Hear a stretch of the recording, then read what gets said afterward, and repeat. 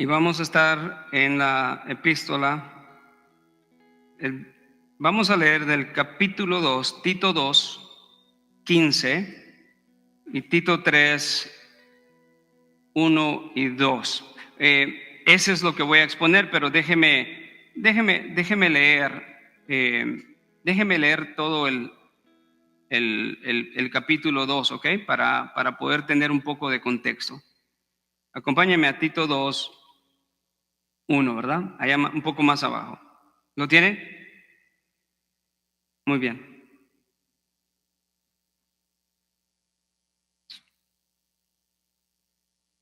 Capítulo 2 de Tito dice en el versículo 1: pero en cuanto a ti, esto es a Tito, enseña lo que está de acuerdo con la sana doctrina.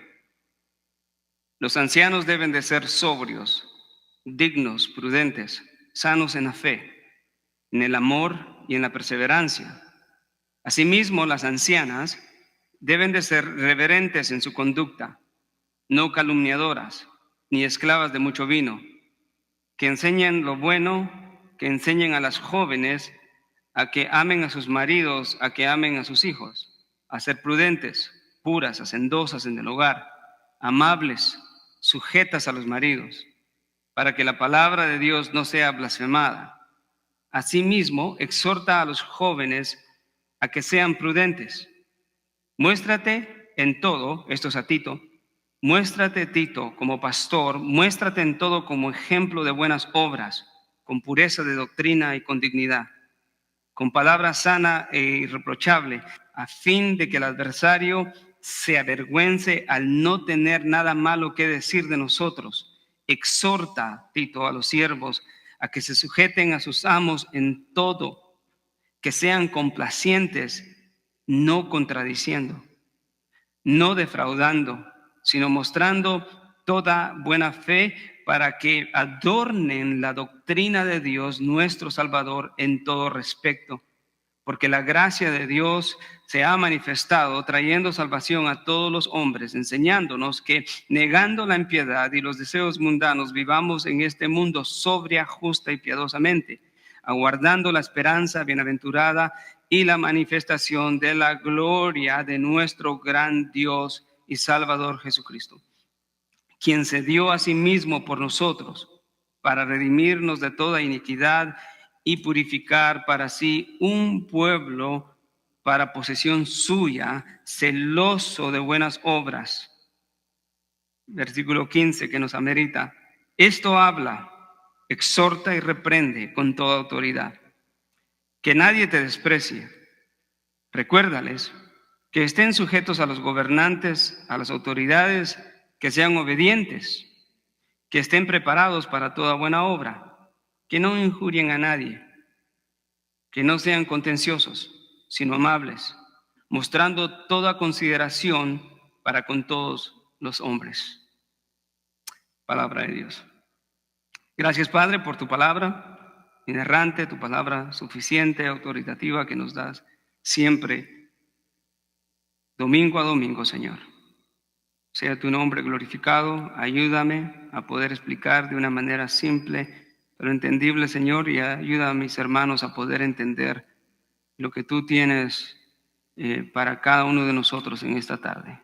En el precioso nombre de Cristo Jesús. Amén. Pueden sentarse, hermanos. Hay un grupo de hermanas que han estado estudiando el capítulo 2 de Tito por más de 3 meses, creo. Y planeé empezar una serie de Tito 3, que es la conclusión de lo que ellas están viendo, de aquí hasta un mes, y posiblemente agarrar el versículo 12 al 14 para un sermón en el servicio de Navidad.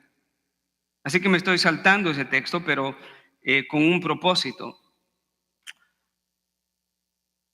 La epístola a Tito nos muestra lo que Dios intenta que la iglesia sepa de cómo debe de ser la conducta de la iglesia cristiana en medio de un mundo impío, de un mundo pagano, de un mundo pecador. Demuestra los desafíos que presenta vivir en un contexto como el cual nosotros vivimos el día de hoy. No hay mucha diferencia el contexto de los cristianos y de los pastores en la iglesia primitiva, en Creta, en comparación al día de hoy. Siempre habrá oposición. Siempre habrá una oportunidad para evangelizar. Pero sobre todo, siempre hay una oportunidad para que el cristiano viva en contra de la cultura. Pablo, en su epístola a Tito, escribiéndole acerca de su común fe, siendo él un padre espiritual de Tito, lo instruye.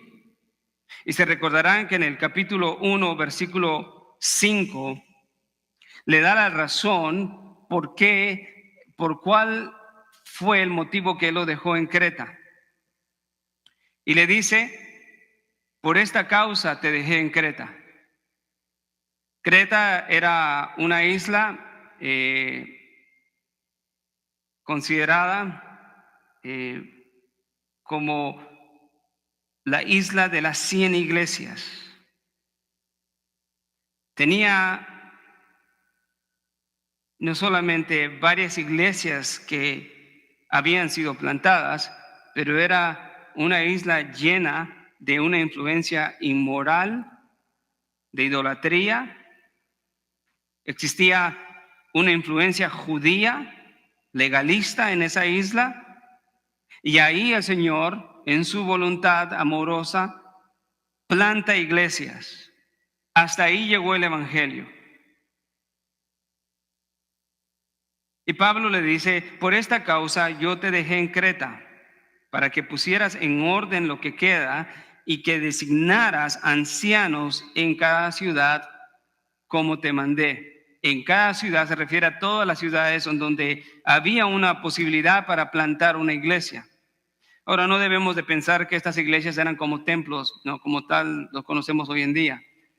Recordamos que la iglesia primitiva se reunía en casas y en realidad estas eran las iglesias que había en cada ciudad. Pero más allá de ese detalle importante, pero en un plano secundario, lo importante era que en el corazón de Pablo, en las directrices a Tito, era que plantara y pastores en cada iglesia y propone requisitos para el pastor.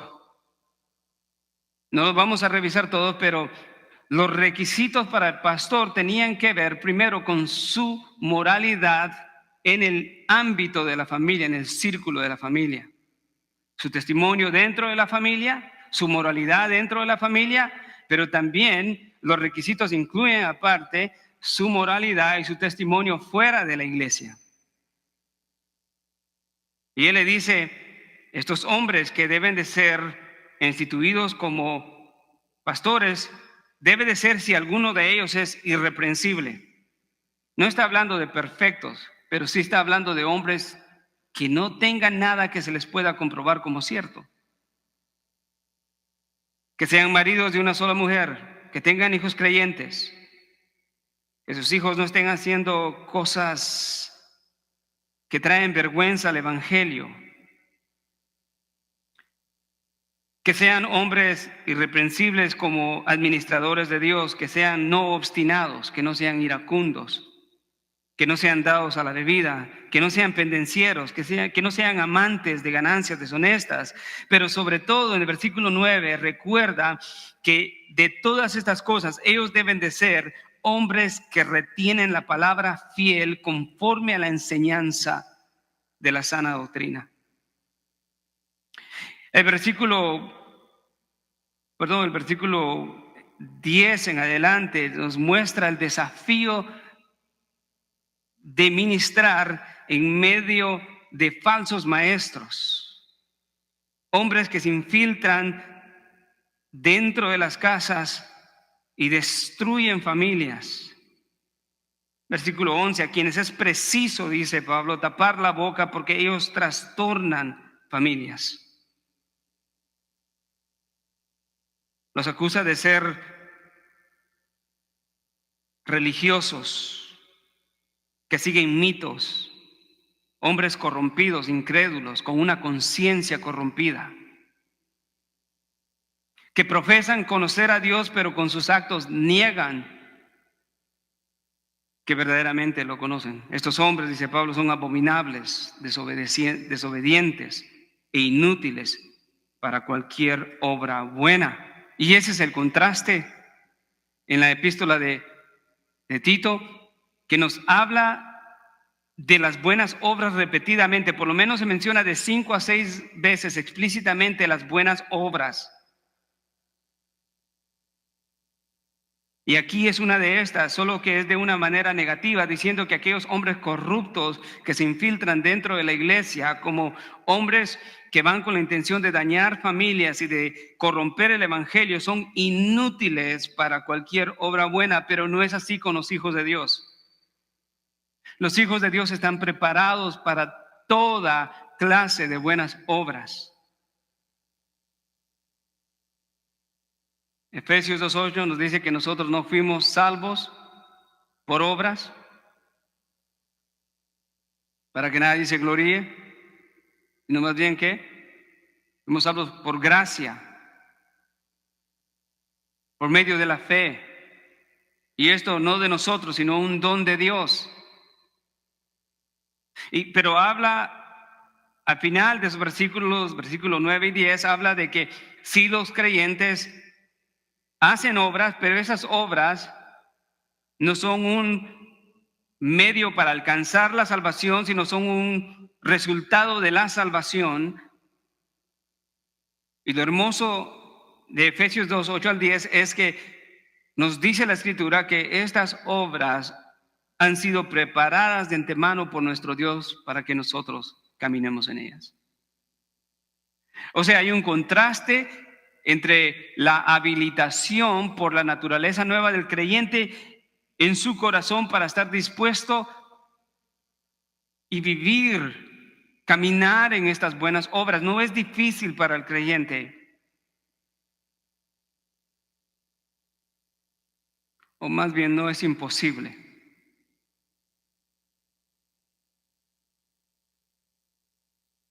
En la epístola a Tito aparece por lo menos 70 descripciones de lo que son las buenas obras. El capítulo 2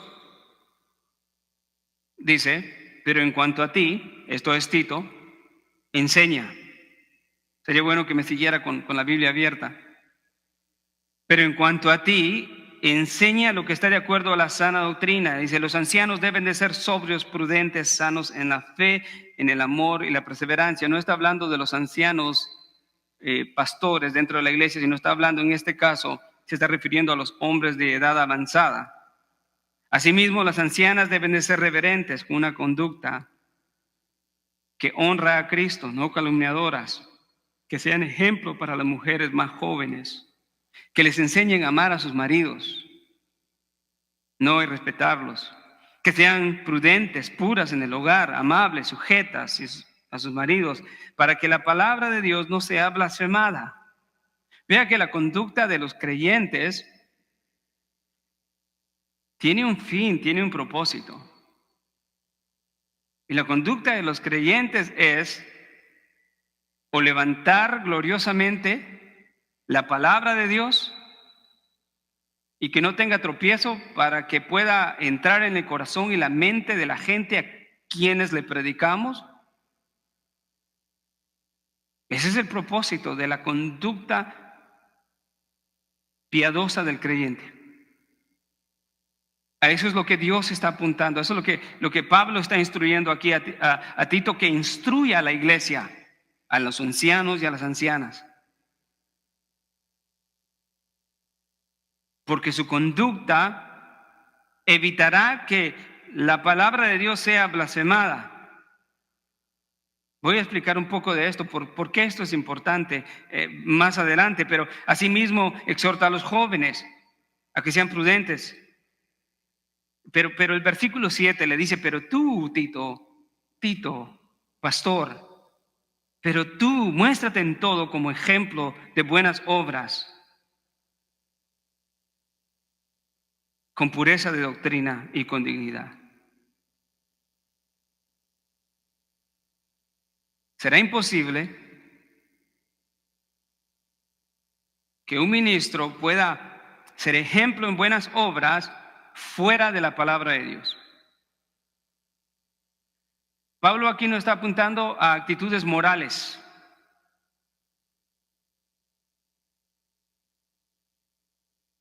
sino lo que está diciendo acá es tus actitudes, tu conducta, tu forma de vivir debe de ser ejemplar en todo aquello que haces. Una vez más la palabra buenas obras. ¿Con qué? Con pureza de doctrina, con dignidad. Dignidad de Tito, no, la dignidad de Dios y del Evangelio. Todo lo que los cristianos hacen, sea desde los líderes, desde el pastor, los diáconos, ujieres, músicos y miembros que se sientan en la iglesia a escuchar la palabra de Dios, todo lo que hacemos no es por nuestra dignidad personal, es por la dignidad de Dios y del Evangelio.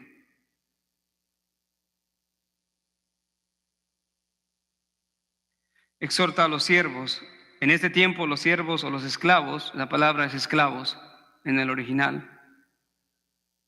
Los esclavos no era en un sentido como conocemos la esclavitud nosotros, ¿verdad? O la esclavitud de los últimos 200 años en este país o en Europa o en África. No, los esclavos eran considerados parte de la familia.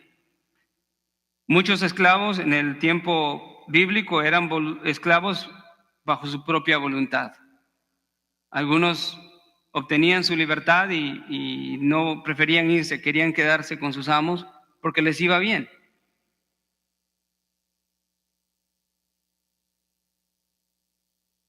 Y aquí entonces nos está mostrando hombres, mujeres, jóvenes, esclavos que hoy serían trabajadores, de alguna manera. Todo eso compone lo que es el cuerpo de Cristo o la iglesia.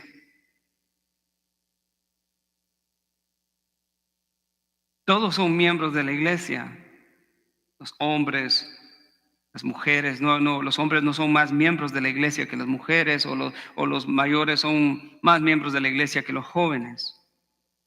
Todos tienen una responsabilidad.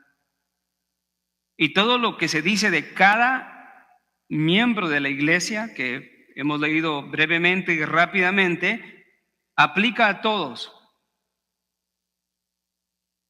O sea, cuando se dice tú, Tito, muéstrate en el versículo 7, en todo como ejemplo de buenas obras, eso no es solamente exclusivo de Tito, es también para los ancianos, para los hombres, es también para las mujeres, es también para los jóvenes, es también para los trabajadores. Muéstrate como ejemplo en buenas obras.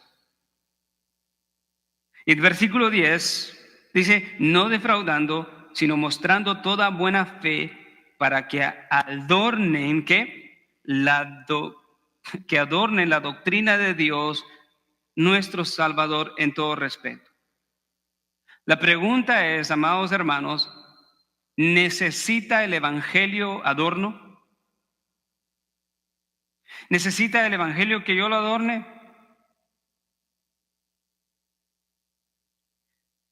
El Evangelio es hermoso, es poderoso, es suficiente. Sin embargo, lo que la Escritura nos dice acá a través de Pablo es de que en alguna medida nosotros podemos embellecer el Evangelio con nuestras actitudes o lo podemos ensuciar. Una manera quizás preferible de decir es eso: el evangelio es hermoso, glorioso, no lo ensucies, amado hermano, con tu conducta. Eso es lo que quiere decir, porque el evangelio es puro, perfecto.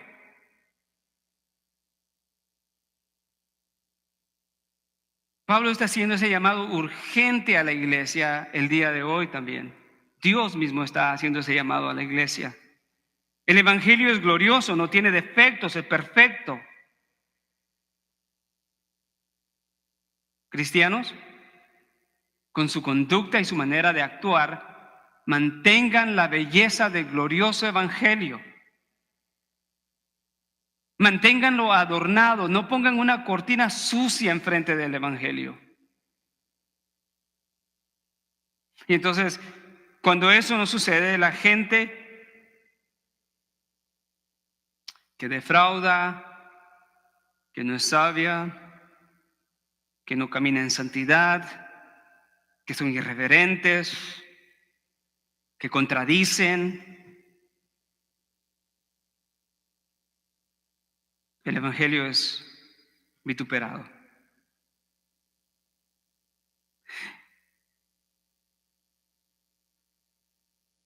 Versículo 15 es donde empieza nuestro texto.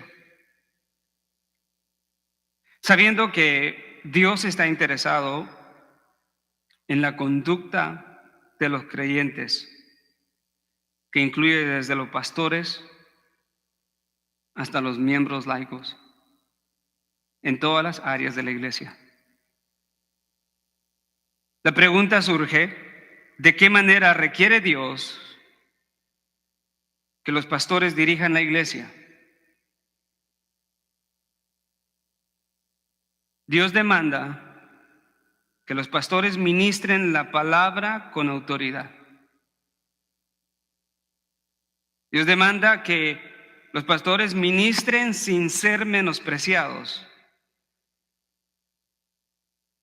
Dios demanda que los pastores ministren instruyendo a los creyentes a respetar las autoridades fuera de la iglesia, en el texto que hemos leído.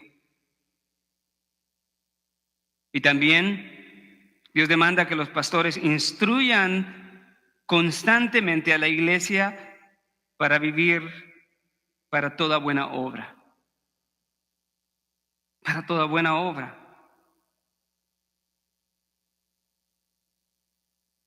El texto de hoy vamos a ver 4 aspectos requeridos para la vida y orden de la iglesia. Esto habla, exhorta, reprende con autoridad, que nadie te desprecie. Desafortunadamente, muchas iglesias han abandonado este aspecto tan importante. Pablo aquí empieza con esta exhortación o instrucciones, directrices a Tito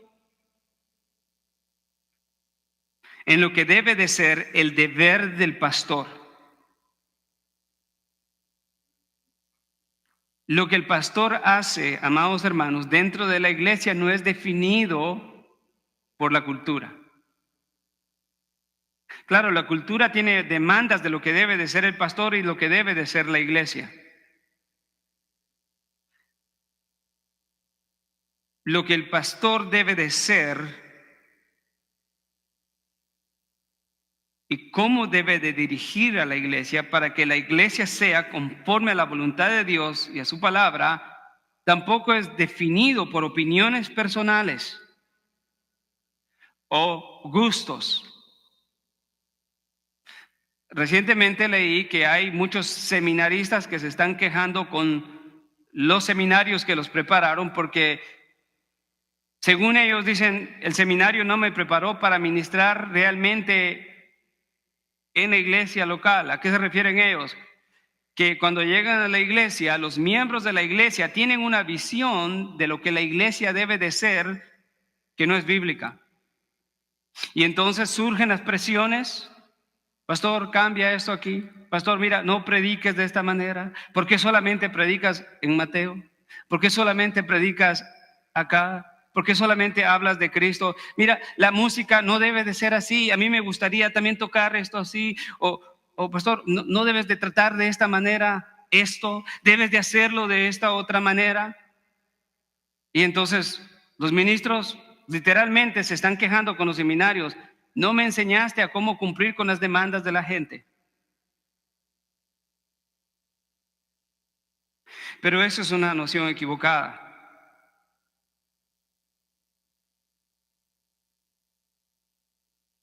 Porque la forma en la que el ministro debe ministrar y cómo debe de vivir la iglesia no se basa en opiniones personales, en presiones culturales o en modas, movimientos, o tampoco el pragmatismo, aquello que sirve. Pastor, ¿sabe qué? Funciona traer globos y neblina a la hora de la música para que pueda venir. Estoy exagerando, no hacemos eso aquí. Y dice, muy bien, vamos a hacer eso.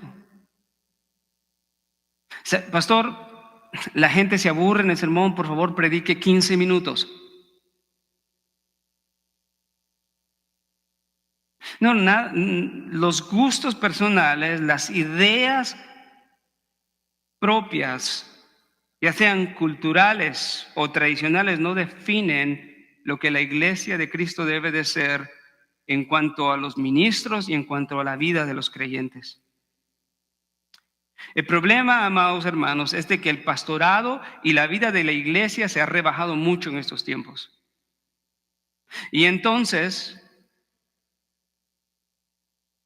se piden cosas que no son en conformidad a la palabra de Dios. Y para cerrar este punto, nada más decir esto.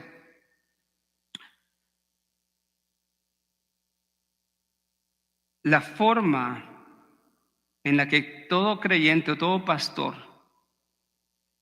debe de dirigir la iglesia es con un criterio bíblico.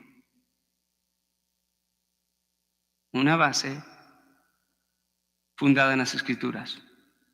Entonces, cada vez que vamos a decidir hacer algo en la iglesia, cualquier proyecto, aún la forma de la evangelización, la forma de la predicación, la forma de la exhortación, la forma de la disciplina dentro de la iglesia, todo lo que hacemos dentro de la iglesia siempre debe de ir dirigido, estructurado y filtrado por un criterio bíblico. No por lo que a mí me gusta o lo que yo creo que es correcto. Pablo empieza diciéndole a Tito, esto habla, exhorta y reprende con toda autoridad. ¿A qué se refiere Pablo? Posiblemente se está refiriendo a todo lo que ya instruyó en el capítulo 1 y el capítulo 2, que tiene que ver mucho con la conducta de la iglesia cristiana en su totalidad. Y si hay algo que el ministro debe de hacer es siempre hablar la palabra de Dios, predicar lo que ya la palabra de Dios ha establecido en cuanto al evangelio y sus implicaciones en la vida cotidiana de los creyentes. Eso es lo que ha dicho en el capítulo 2. La forma en la que las mujeres se conducen dentro del hogar, cómo los hombres se conducen dentro del hogar, pero también fuera, ¿no? Porque nos hablaba de que adornamos el evangelio. La forma en que se instruyen los hijos, la forma en la que se dirige a los hijos o a los más jóvenes. Todo esto tiene que ver con implicaciones éticas en la vida cristiana, en la vida diaria. Y el ministro debe de estar constantemente llamando a las personas, exhortándolas, hablándoles las implicaciones del evangelio en su vida. El ministro siempre debe de estar buscando oportunidades para predicar el evangelio y enseñar la palabra de Dios tanto en la iglesia, pero también a los perdidos. Pero también Pablo le dice, exhorta. ¿Qué es la palabra exhortar? ¿Qué idea tiene la palabra exhortar? La palabra exhortar tiene la idea de estimular, de animar, de una manera positiva, estimular a los hermanos a la santidad, de una manera positiva, animar y estimular a los hermanos a la obediencia, especialmente aquellos que están desalentados, a los que posiblemente están pasando por un momento de crecimiento espiritual y hay cosas que no entienden. Hay que animarlos, exhortarlos, ofrecerles amor fraternal, ofrecerles guianza a través de la palabra de Dios, llevándolos a la Escritura, dándoles consejería bíblica, discipulado, predicando fielmente, no predicando mentiras, enseñando la doctrina. ¿Se recuerda? No hay conducta adecuada fuera de la palabra de Dios, fuera de la doctrina.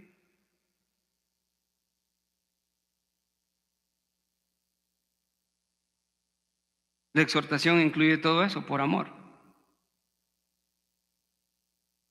Pero también Pablo le dice a Tito y lo prepara para lo que será inevitable. En ocasiones el ministro también tendrá que reprender.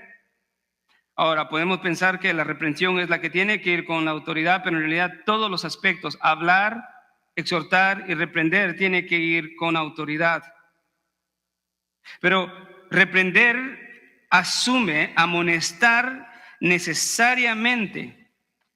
Y esto tiene dos dimensiones. Los ministros de Dios reprenden a través de la predicación del Evangelio, llamando a los incrédulos a que se arrepientan. Y muchas veces eso no va a ser aceptado de una manera fácil, ¿no? Los incrédulos dicen, deja de pecar, estás cometiendo adulterio.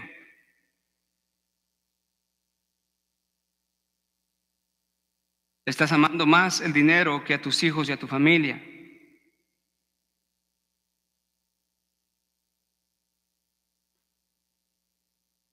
Pero en ocasiones también la reprensión es a hermanos en señalar el pecado, advertir las consecuencias del pecado, advertir acerca de conductas pecaminosas que pueden ser destructivas para la vida del creyente.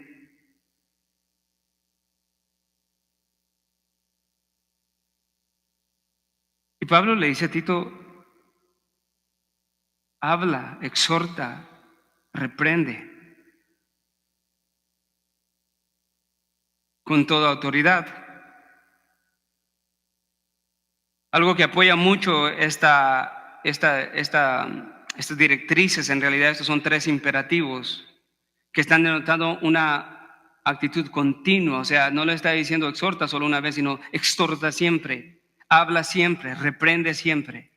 ¿Por qué, hermanos? Porque todo lo que el ministro hace, siempre lo hace delante de Dios.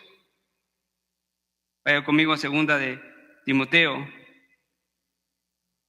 capítulo 4.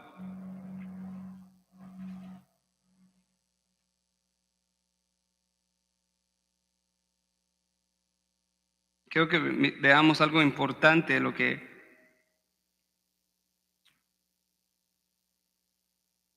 vea el encargo. Este encargo es a Timoteo. Tito se cree que era un ministro más joven que Timoteo, con menos experiencia. Y Pablo lo está alentando, lo está advirtiendo, le está diciendo, mira, tienes que hacer esto, habla lo que ya tú sabes, todo aquello que está conforme a la sana doctrina. De hecho, así empieza Tito 2:1. Y acá a Timoteo le dice, te encargo solemnemente. Lo asombroso es que ese encargo no es un encargo simple de Pablo, sino es un encargo en la presencia de ¿quién? En la presencia de Dios y de Cristo Jesús, que ha de juzgar a los vivos y a los muertos por su manifestación y por su reino. ¡Wow! Esto mismo va para Tito, para Timoteo y para cada ministro el día de hoy. El encargo solemne de la proclamación del Evangelio o de la ministración al cuerpo de Cristo es un encargo en la presencia de Dios. Pero vea, aquel Dios que juzgará a los vivos y a los muertos. Y que yo sepa, los ministros son vivos. Y aunque estuvieran muertos, el juicio es para vivos y muertos. Déjeme repetir eso, es juzgar, ¿no? Aquí no tanto está hablando del juicio final, pero de que Él va a traer a cuentas a todos. Entonces la instrucción de Pablo es: predica la palabra. Es un paralelo con Tito. Esto habla, exhorta. Insiste a tiempo y fuera de tiempo. Redarguye, reprende, exhorta con mucha paciencia e instrucción. ¿Por qué? Porque vendrán tiempos cuando no soportarán la sana doctrina, sino que teniendo comezón de oídos se acumularán para sí maestros conforme a sus propios deseos, y apartarán los oídos de la verdad y se volverán a mitos.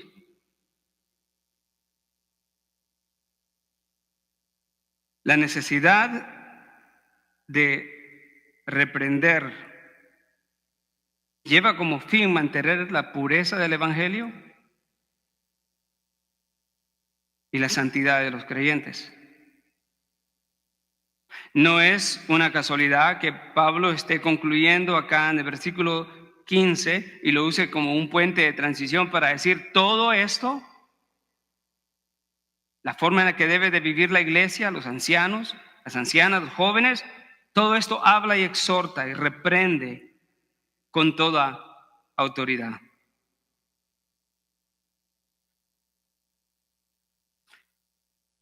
Una de las cosas que se debe tener en mente es de que el ministro debe de mantener un equilibrio, ¿no? No todo debe ser reprensión,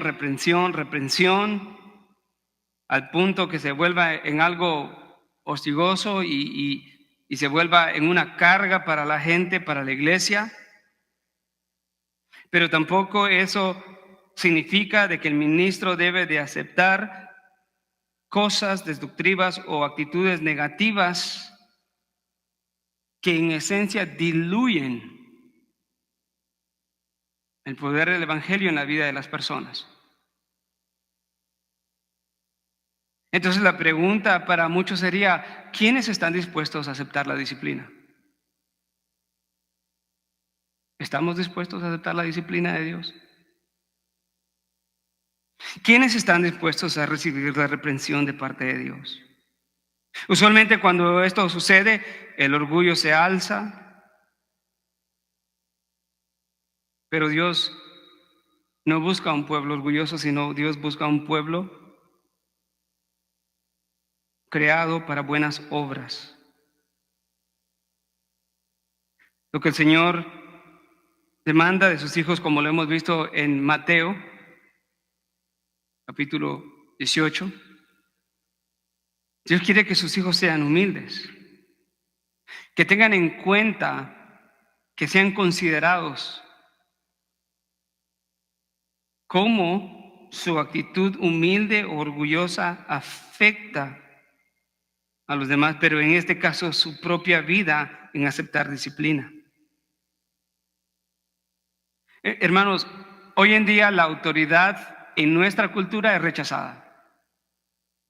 Y en parte, dice John MacArthur, la cultura de hoy ha enseñado, las familias enseñan a sus hijos a no respetar la autoridad, han pasado una vida entera con los hijos y nunca los han corregido, y así que los hijos crecen, y cuando crecen se envuelven en la sociedad y tienen una inhabilidad para reconocer una autoridad en el trabajo, tienen una inhabilidad para reconocer las autoridades civiles, y por eso es que hoy vemos en cierta medida que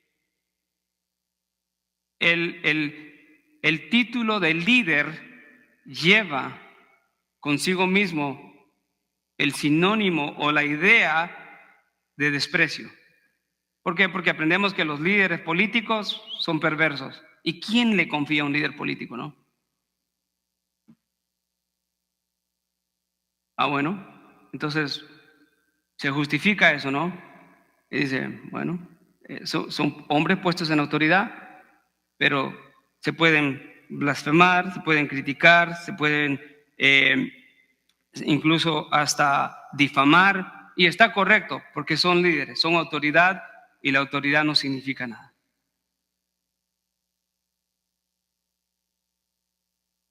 Eso ha infiltrado la iglesia, ese pensamiento. En última instancia, hermano, cuando pensamos en esto, cuando pensamos en que la gente de hoy en día hace marchas y donan dinero para que se pueda eliminar la policía, los departamentos de policía, estamos hablando que en esencia es un rechazo a la autoridad que Dios ha establecido para que en su gracia común mantenga el orden dentro de nuestras sociedades y ciudades. Dios no está interesado en eso, pero vamos a hablar un poco más de eso más adelante.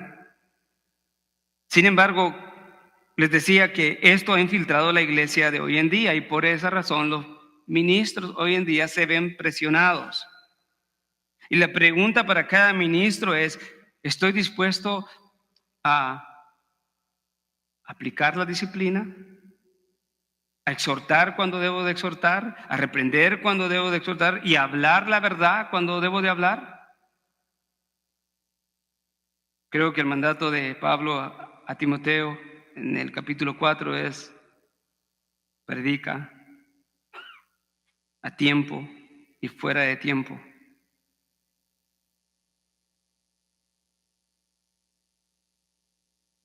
Claro que a nadie le gusta estar involucrado, a menos de que sea un hombre desquiciado y inmaduro, en corregir, reprender y disciplinar a los hermanos.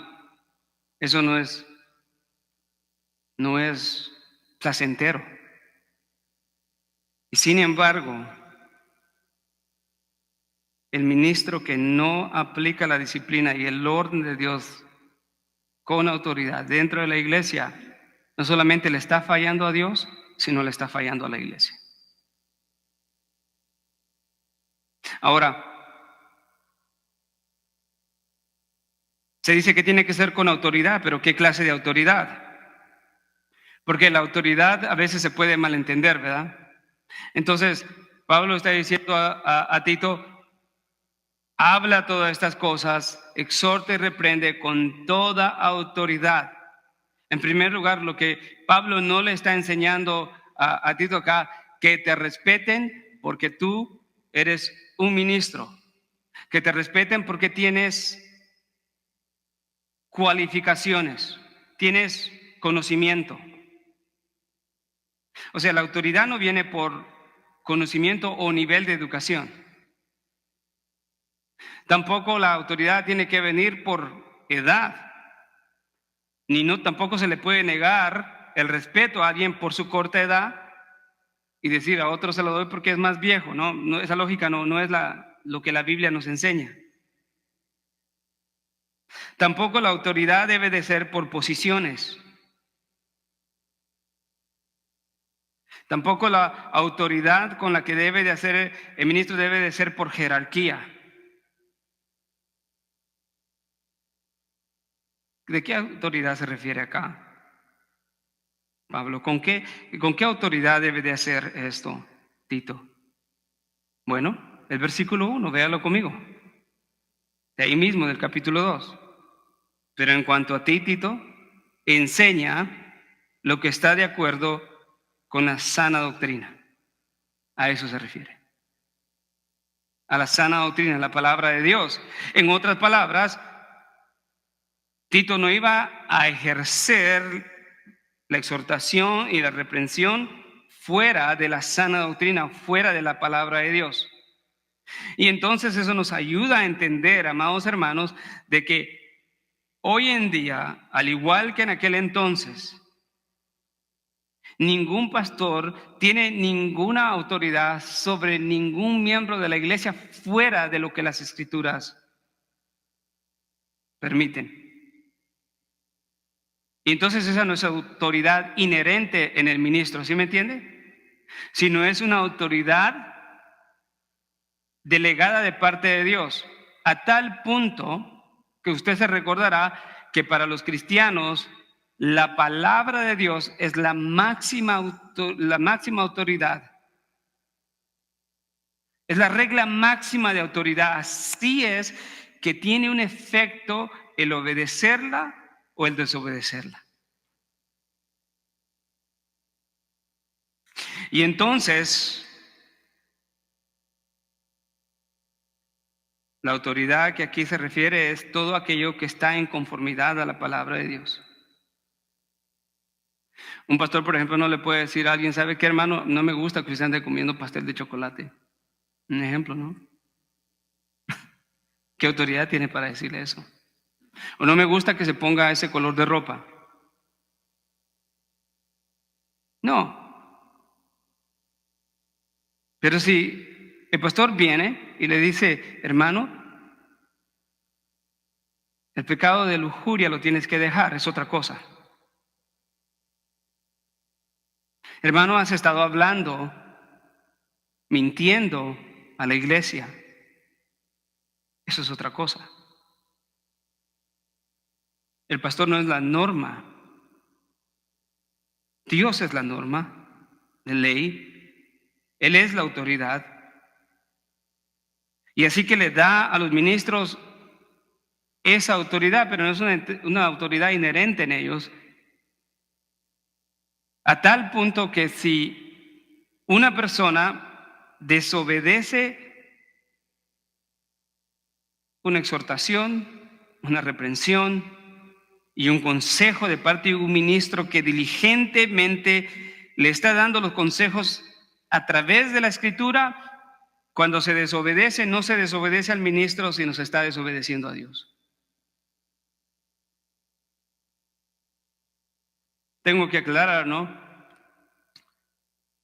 Si el ministro no está siendo ejemplar, si el ministro es no un hombre de una mujer, pero tiene dos, si el ministro es pendenciero, si el ministro es irrespetuoso, si el ministro habla la palabra pero no la vive, nadie puede someterse a un liderazgo así.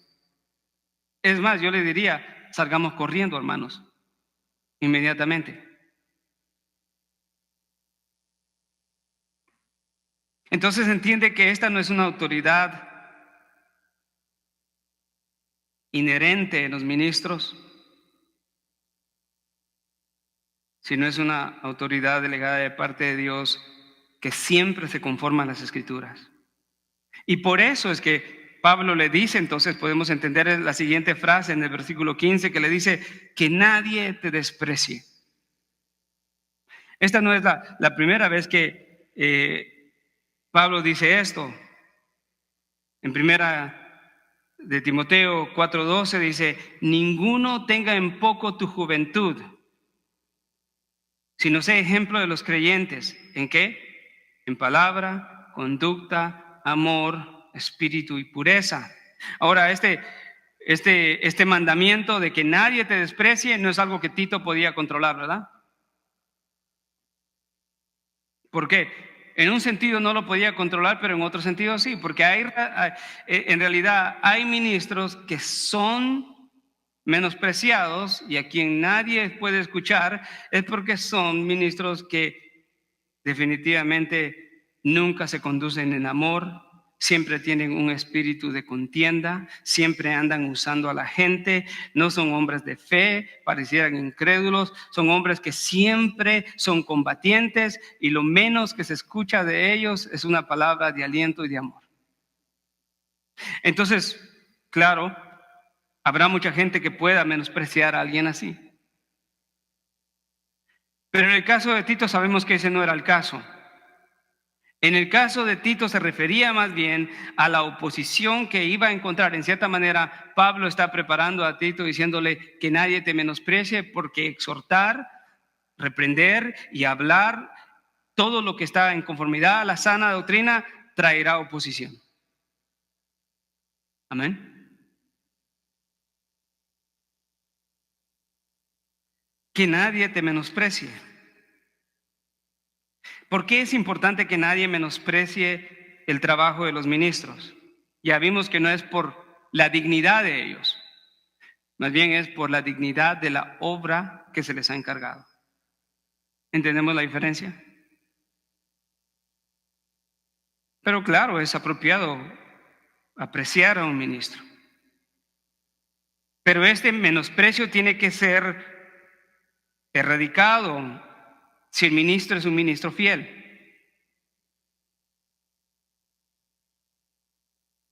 Un ministro que tiene razones legítimas en lo que enseña, en lo que exhorta, en lo que reprende. Y sabemos que eso es así si está pegado a la palabra.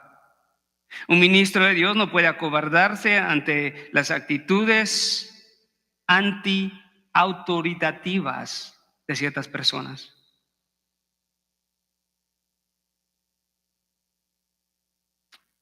Tampoco debe de atemorizarse por difamaciones, tampoco debe de preocuparse por complacer a todos.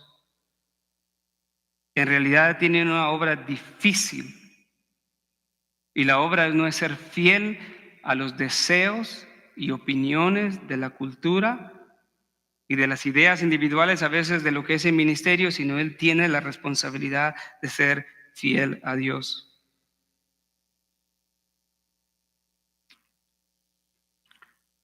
Pero ¿cuál es la consecuencia del menosprecio de los ministros? ¿Cuál es, hermanos? Es un socavamiento del evangelio mismo. Y estoy hablando de ministros que sean fieles, ¿no? No estoy hablando de aquellos ministros que vituperan el evangelio, que lo pisotean, no. Pero si un hombre es menospreciado, es como, creo que le he dicho mucho a ustedes esto, es tan inútil como que personas pasen 20 años escuchando a un hombre que menosprecian, que no respetan y que no le tienen credibilidad. ¿Cómo una persona va a poner su vida espiritual a cargo de una persona que no respeta, que no cree, y posiblemente sea por razones justas y en otras razones por razones no justas ni bíblicas, cuando en ese caso lo que el creyente debe de hacer es arreglar su vida? El punto es que un menosprecio del ministro, si viene con autoridad de Dios y exhorta bíblicamente y reprende bíblicamente, es un menosprecio de Dios directamente. Ese es el punto.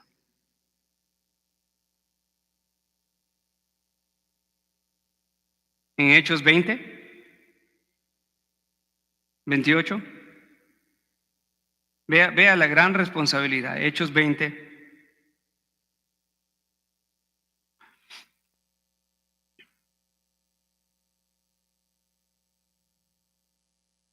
Mire lo que le dice. O sea, que todo esto es algo que involucra a toda la iglesia, involucra al pastor mismo. Por eso el título del mensaje es El deber del pastor. Tened cuidado de vosotros. ¿A quién está hablando? A los ministros. Y de toda la grey. O sea, si el ministro se ha de cuidar, al cuidar a la grey, primero se tiene que cuidar él mismo, ¿no? Primero tiene que ser creyente. Uno de los requisitos para un ministro es ser creyente primero. Pero es sorprendente ver hoy en día, ¿no?, hombres inconversos en los púlpitos. Pero acá, Pablo al final de su ministerio dice: tened cuidado de vosotros y de toda la grey, en medio de la cual el Espíritu Santo los ha hecho obispos. Él los ha hecho los supervisores, los dirigentes de la iglesia. Fue el Espíritu Santo, no fue tu voluntad, no fue la voluntad del hombre. sino es el Espíritu Santo que te ha puesto ahí. Y tiene una cláusula de propósito que es: ¿para qué los ha instituido como pastores? Para pastorear la iglesia de Dios, la cual Él compró con su propia sangre. No es la iglesia del pastor. No fue Él el que se puso. Él debe de tener cuidado de sí mismo para cuidar a la grey, porque esta grey fue comprada con la sangre de Cristo Jesús, y eso debe de hacer temblar a cualquier hombre.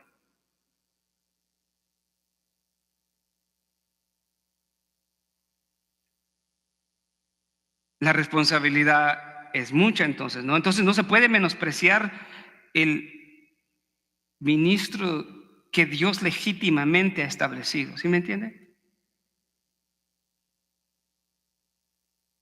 Yo creo que la iglesia es conocedora y tiene suficiente madurez para decir, wow, reconocer en qué situaciones se podría dar un escenario como ese, ¿no? De salir corriendo de una iglesia. Porque es preferible ser fieles a Dios antes que a los hombres. Juzguen ustedes si es preferible que ser fieles a los hombres antes que a Dios. Bien, la importancia de no menospreciar el orden que Dios ha establecido en la iglesia es importante. Las instrucciones de Pablo a Tito sigue en el siguiente versículo, dice: recuérdales, es otro imperativo, mantente recordándoles que se sometan a los gobernantes. Los creyentes deben de reconocer la autoridad civil en medio de la cual viven. Hoy en día encontramos una diversidad de pensamientos dentro de la iglesia cristiana que están robándole la claridad al evangelio y la esencia de la vida cristiana. Es una equivocación que los cristianos digan, bueno, como yo soy hijo del rey y soy salvo porque Jesucristo me salvó, pues yo no tengo ninguna clase de obediencia que ofrecerle al Estado.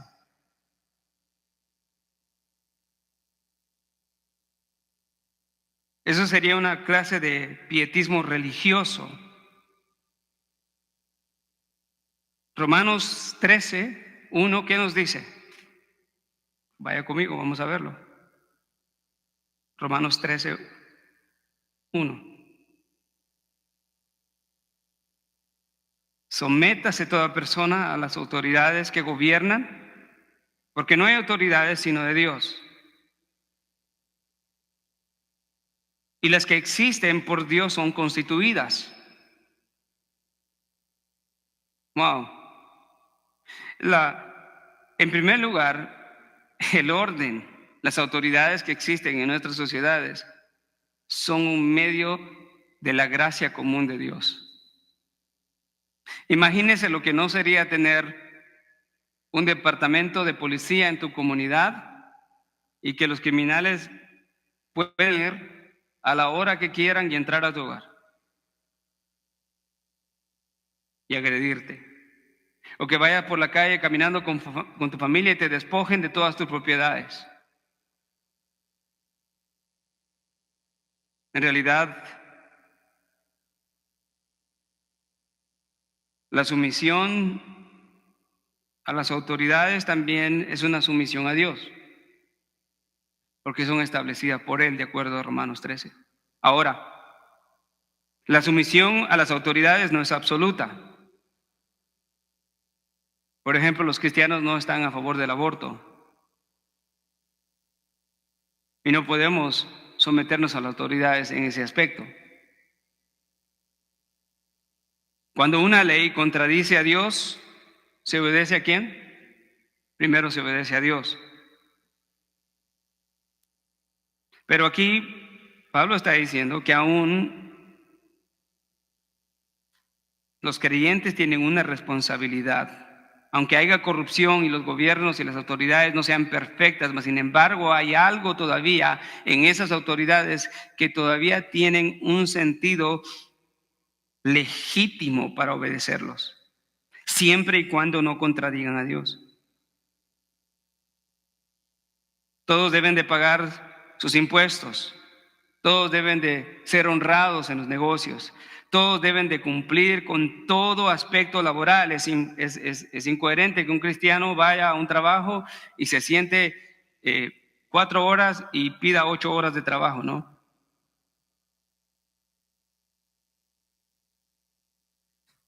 ¿Qué es lo que Pablo está enseñando acá? Es lo mismo, hermanos. Imagínense que en este tiempo para los cretenses era importantísimo, y esto era una instrucción. Parece que las instrucciones de Pablo indican que los cristianos no estaban viviendo sometiéndose a la autoridad, no estaban viviendo en el orden que había. Y Pablo lo dice: por esta razón te dejé en Creta, para que pusieras en orden todo lo que hace falta. Y esto incluye eso. Enséñale a los creyentes a que se sometan a las autoridades que gobiernan.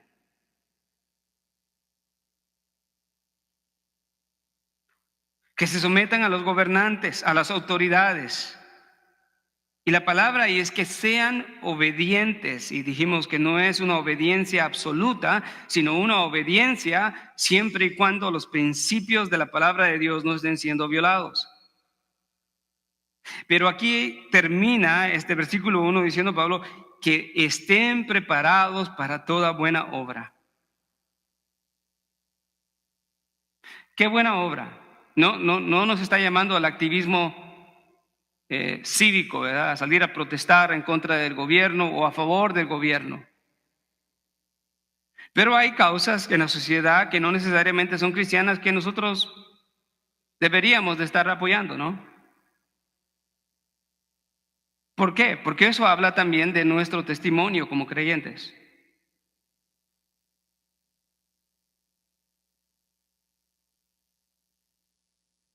Los cristianos deben de estar preparados para toda buena obra. Pablo ahora va a describir cuáles son esas obras. En el versículo 2, que no injurien a nadie, que no sean contenciosos, sino amables, mostrando toda consideración para con los hombres. Las instrucciones de Pablo aquí instruyen, amados hermanos, que los creyentes no solamente tienen que tratar bien a los hermanos, a su prójimo, o perdón, a los hermanos de la iglesia, sino tienen que tener en cuenta, considerar, hermano amado, sus buenas obras delante aún de los incrédulos. Y antes de adelantarme a terminar acá, creo que aquí hay una aplicación importante. Si Dios espera que los creyentes se sometan a las autoridades seculares, que en muchos de los casos son perversos, ¿sí? Puede ser que a mí me pare un policía que es un adúltero, pero si él me está deteniendo y me está dando una infracción, yo no lo puedo resistir porque él es adúltero, ¿no? Lo que Dios está buscando es el orden social y el testimonio del creyente.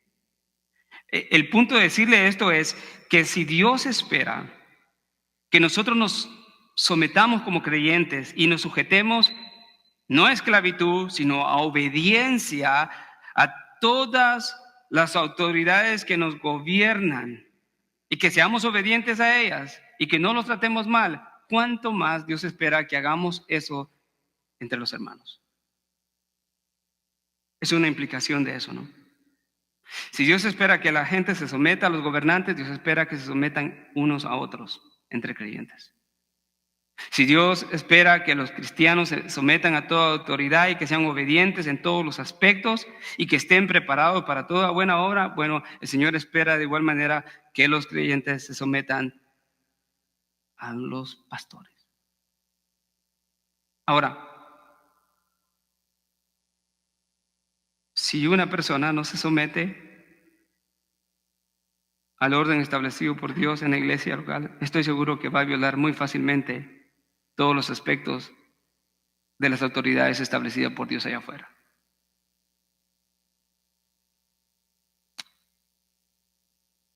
¿Por qué todo esto, hermano? ¿Por qué todo esto? Para que con sus actitudes el creyente no permita que el evangelio sea blasfemado, sino que sea adornado con sus actitudes. Me dirijo al final, versículo 2. Las instrucciones de Pablo aquí son directas, son claras, no está siendo general. Él le dice que sean sujetos a los gobernantes, a las autoridades, que sean obedientes, que estén preparados para toda buena obra, que no injurien a nadie. Esa palabra en el original es blasfemar, pero aquí tiene la idea de hablar mal de alguien.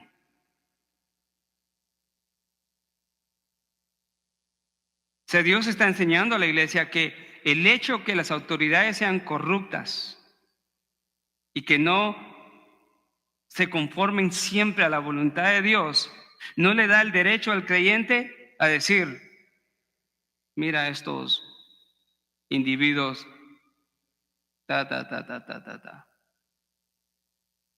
¿Cuál es la preocupación de Pablo? ¿Cuál es la preocupación del Señor a dejar esto en su palabra? Que no sean contenciosos, dice, sino todo lo contrario, que sean amables, mostrando consideración para con todos los hombres. Esa palabra consideración es mansedumbre. Y es importante que haya puesto esta consideración, Pablo, de esta manera, porque nosotros sabemos que el mayor ejemplo de mansedumbre es nuestro Señor Jesucristo.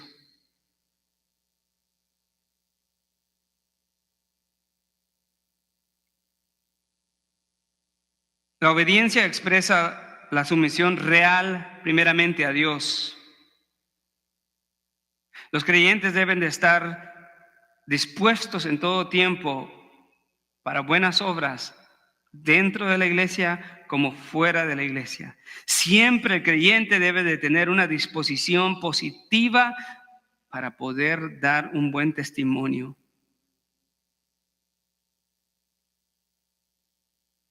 Dejar que la Escritura hable por nuestras vidas y no solamente por lo que decimos. Los cristianos deben de ser pacíficos, amables, rechazar el espíritu contencioso. En vez de eso, cultivar bondad, amor, afabilidad, ser afables, ser considerados con los demás, siempre pensar cómo sus acciones abren la puerta para el evangelio o cierran la puerta del evangelio.